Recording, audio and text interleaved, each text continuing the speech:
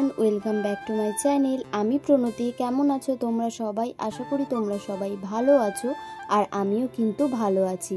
আমার নতুন একটা ব্লগে তোমাদের সবাইকে ওয়েলকাম। তো তোমরা ভিডিওটা স্কিপ না করে পুরো শেষ অবধি দেখো, আশা করি তোমাদের ভিডিওটা ভালো লাগবে। আজ কিন্তু রেডি হয়ে এখনও ঘর থেকে বেরোতে পারিনি, তার কারণ বাবা এখনও রেডি হয়নি। আর আজ বাবা আর আমি মিলে যাচ্ছি আমাদের ছোট্ট একটা স্বপ্ন পূরণ করার জন্য।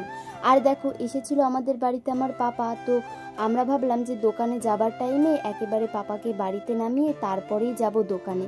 তো দেখো, যেই ভাবনা সেই কাজ। এখন কিন্তু পাপাকে নিয়ে চলে এসেছি গাড়িতে। তো বাবা বলল, তুই ওকে নামিয়ে দে, তারপরে আমি আসছি। আর দেখো, এরপরেই কিন্তু পাপাকে নামিয়ে আমরা সোজা চলে এসেছিলাম দোকানে। তোমরা গেস করো তো যে আমরা কি নিতে এসেছি। যদিও তোমরা কিন্তু এই ভিডিওতেই দেখতে পাবে যে আমরা কি আনতে এসেছি। তারপরেই বাবা আর আমি মিলে অনেক চিন্তা ভাবনা করে, অনেক পছন্দ করে শেষমেশ কিনে একেবারে বাড়ি নিয়ে চলে এসেছি।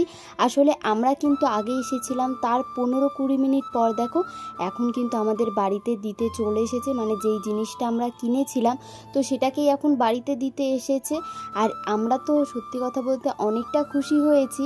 আসলে আমাদের মধ্যবিত্ত পরিবারের কিছু ছোট ছোট স্বপ্ন পূরণ হলে যেন মনে হয় সব কিছু পেয়ে গেছি। এখন কিন্তু আমি চলে এসেছিলাম ঘরে। আর দেখো, আজ কিন্তু রোদ গরমে বেরিয়ে আমার চোখ মুখের অবস্থা একেবারে খারাপ হয়ে গেছিল। তো চলো আমি একেবারে স্নান করে আসি, তারপরে তোমাদের সাথে কথা হচ্ছে। তো দেখো, এখন তোমাদেরকে আনবক্সিং করে দেখিয়েই দিলাম যে আমরা কি আনতে গেছিলাম। আমরা কিন্তু আনতে গেছিলাম এসি। আর এখন কিন্তু এসি ফিটিং করতে লোক চলে এসেছে। তবে যখন আনবক্সিং করছিল সেই ভিডিওটা কিন্তু আমার আর করা হয়নি, তাই কিন্তু আবার এখান থেকে ভিডিওটা শুরু করলাম।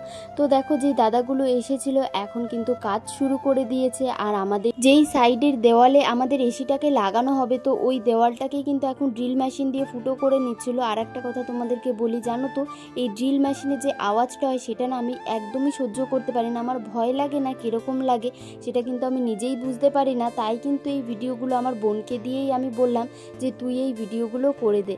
দেখো, শেষমেশ কিন্তু আমাদের যে এসিটা লাগানো হয়ে গেছে। যাক, শেষমেশ আমাদের ছোট ছোট স্বপ্নগুলো যে পূরণ হচ্ছে, এটা দেখেই কিন্তু খুব ভালো লাগছে।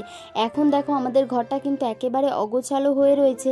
আর এখন ঘরটাকে কিন্তু সুন্দর করে গোছাতে হবে। আর এরপরেই দেখলাম যে আমার কিন্তু চলে এসেছে একটা পার্সেল। আর চলো এরপরে পার্সেলটাকে খুলে দেখি যে এই পার্সেলে কি আছে। আসলে আমি কিন্তু অর্ধেকটা প্যাকেট খুলেই দিয়েছিলাম, তারপরে ভাবলাম যে তোমাদের সাথেও শেয়ার করি যে আমি অনলাইন থেকে যে সমস্ত জিনিসগুলো নিই সেগুলো কিন্তু আমার চট করে শেয়ার করা হয় না। তাই কিন্তু ভাবলাম যে এরপর থেকে তোমাদের সাথেও আমি শেয়ার করব যে আমি কি কি ড্রেস বা যে সমস্ত জিনিস মিশো থেকে নিয়ে থাকি না কেন, তোমাদের সাথেও আমি শেয়ার করার চেষ্টা করব।